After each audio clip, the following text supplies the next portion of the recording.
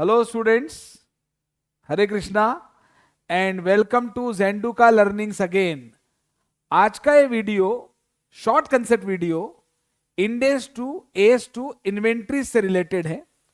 और maximum students ये कहते हैं कि भाई एस टू तो फाउंडेशन में भी पढ़ा है, इंटर में भी पढ़ा है, जो है बहुत इजी हमको आता है। लेकिन इंटर लेवल तो ठीक है, फाइनल लेवल के स्टूडेंट्स भी एक छोटे से पॉइंट पर मिस्टेक करते हैं। मैं केवल उस शॉर्ट कंसेप्ट को, छोटी सी बात को यहाँ बताने के लिए मैंने ये वीडियो बनाया है। और ये वीडियो सिर्फ इतनी सी बात कर रहा है। देखिए, मैंने स्क्रीन पे लिखा हुआ है agricultural and forest product inventory. मतलब एज ए इन्वेंट्री आपके पास कोई एग्रीकल्चर प्रोडक्ट है या फॉरेस्ट प्रोडक्ट है तो इंडेस टू क्या कहता है। तो मैक्सिमम स्टूडेंट्स का आंसर ये होता है, अरे सर इंडेस टू तो agricultural and forest product inventory पर एप्लीकेबल ही नहीं होता। ठीक है भाई, इंडेस टू अगर लग जाएगा तो एस पर इंडेस टू कॉस्ट और NRV which ever is lower पे उसकी वैल्यूएशन होगी। तो इस पर तो सर इंडेस टू एप्लीकेबल ही नहीं होता। ठीक है, तो इसका मतलब इसका वैल्यूएशन कोई भी एग्रीकल्चरल या फॉरेस्ट प्रोडक्ट है आपके पास तो उसका वैल्यूएशन सर एस पर इंडेस टू नहीं होगा।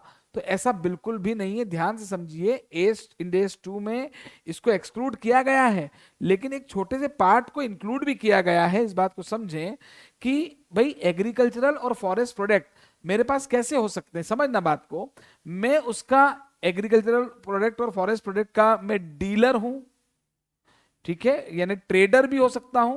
और हम अगर निर्माण करते हैं तो उसे मैन्युफैक्चरिंग कहते हैं, पर ये एग्रीकल्चर प्रोडक्ट है तो मैन्युफैक्चरर की जगह मैं कहूंगा प्रोड्यूसर। तो ये पॉसिबिलिटी है कि भाई मैं एग्रीकल्चरल प्रोडक्ट का प्रोड्यूसर भी हो सकता हूं और डीलर या ट्रेडर भी हो सकता हूं। मैंने कोई एग्रीकल्चरल प्रोडक्ट या फॉरेस्ट प्रोडक्ट खरीदा और अब मैं उसे बेचूंगा तो मैं डीलर हूं। और मैंने ही उसे प्रोड्यूस किया है एग्रीकल्चर प्रोडक्ट को, तो फिर मैं उसका डीलर नहीं, अभी प्रोड्यूसर भी हूं। तो प्रोड्यूसर के केस में ही इंडेस टू अप्लाई नहीं होता, इंडेस टू नॉट एप्लीकेबल। डीलर के केस में अप्लाई होता है। यस, बिल्कुल बिल्कुल, इस बात को दिमाग में फिट करिए। क्योंकि भाई देखिए, अगेन मैं बार बार कहता हूं कि कॉन्सेप्ट क्लैरिटी होनी चाहिए।